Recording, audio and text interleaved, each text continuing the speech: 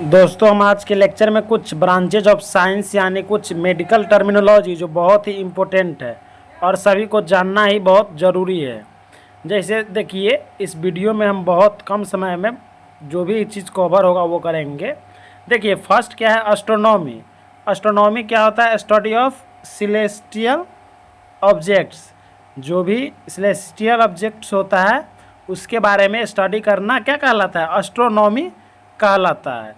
उसके बाद astrology, study of celestial function.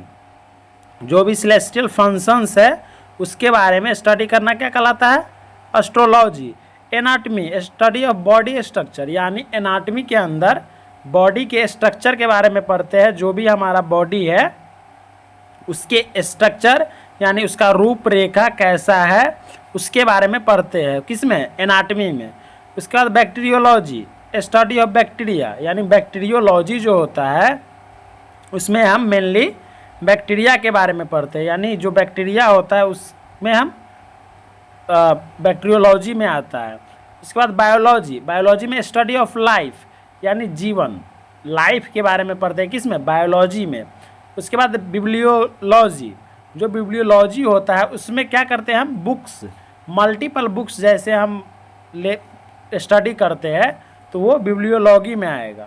Then botanic जो आता है, बोटनी उसी को बोलते हैं, वो किस में आता है? स्टडी ऑफ प्लांट्स, यानी प्लांट्स का अध्ययन करना, स्टडी करना। जो पेड़ पौधे होते हैं उसके बारे में स्टडी करना, उसके बारे में पढ़ना क्या कहलाता है? बोटनी कहलाता है। उसके बाद है केमिस्ट्री। केमिस्ट्री में क्या हम पढ़ते हैं? Study of substances properties. दोस्तों, जो केमिस्ट्री है उसमें हम सबस्टांसेस के प्रॉपर्टीज के बारे में पढ़ते हैं। यानी जो भी सबस्टांस है, केमिकल सबस्टांस है, एलिमेंट्स है, उसके प्रॉपर्टीज यानी गुण के बारे में पढ़ते हैं तो उसको क्या बोलते हैं? केमिस्ट्री। उसका सेलॉजी, इसमें study of chaos. Cosmology, study of universe, यानी study of universe, it means cosmology. उसके बाद criminology, study of crime, crime के बारे में अध्ययन कहलाना क्रिमिनोलॉजी कहलाता है। Demography, study of population, population, study of population, it means demography.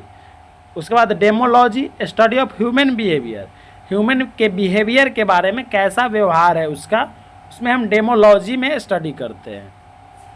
डेमनोलॉजी, study of demons, यानी कि study of demons, it means demonology. उसके बाद diabology, diabology, study of devils. उसके बाद है डिप्लोमेटिक्स।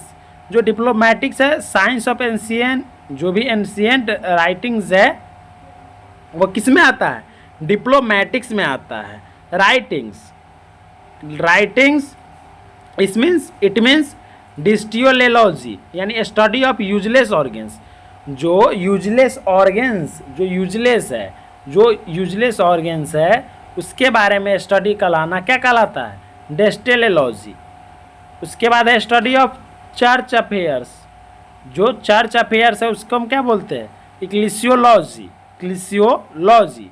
इकोलॉजी, स्टडी ऑफ इन्वायरमेंट, यानी कि हम वातावरण के बारे में अध्ययन करना इकोलॉजी के बारे में, इकोलॉजी में पढ़ते हैं। Economics, study of material wealth, जो इकोनॉमिक्स अर्थव्यवस्था, जो भी मटेरियल का वेल्थ है उसके बारे में हम करते हैं। Egyptology, study of ancient Egypt, यानी एंशिएंट प्राचीन इजिप्ट के बारे में अध्ययन करना इजिप्टोलॉजी कहलाता है।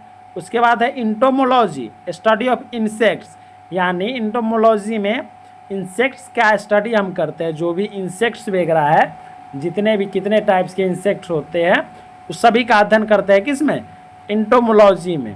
ये बहुत ही इम्पोर्टेंट जो भी टर्मिनोलॉजी है ये मोस्ट इम्पोर्टेंट है, क्योंकि ये कॉम्पिटिटिव लेवल एग्ज़ाम और मेडिकल के स्टूडेंट के लिए तो ये आना ही आना चाहिए, क्योंकि किसी भी कॉम्पिटिटिव मेडिकल का देते हैं तो उसमें पूछा जाता है, या अदर कोई भी कॉम्पिटिटिव एग्ज़ाम होता है तो उसमें आप लोगों को जो मेडिकल का क्वेश्चन रहता है उसमें ये आने की संभावना रहती है और ये आते ही आते हैं।